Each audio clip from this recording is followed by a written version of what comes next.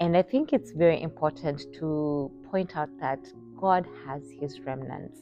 I know sometimes this journey of being single, waiting on God, can feel a bit hopeless, even when you go out on dates. It may feel like there are really no good men out there. That's sometimes the narrative, or there are no godly women out there, and there's a lot of narrative out there in the world that can be a bit discouraging for a lot of singles, almost feel like it's a bit hopeless out there.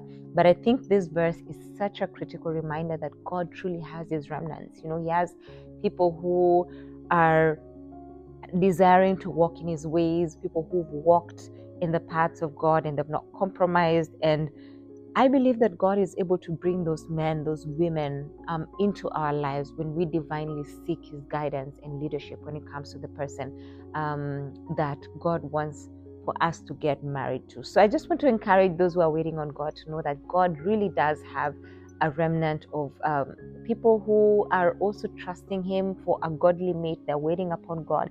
And not to mean that you'll meet a perfect person, this Bible talks about this lady, Rebecca, who was older. She was primed for marriage, and yet she'd been waiting on God. She was a virgin, she'd not compromised.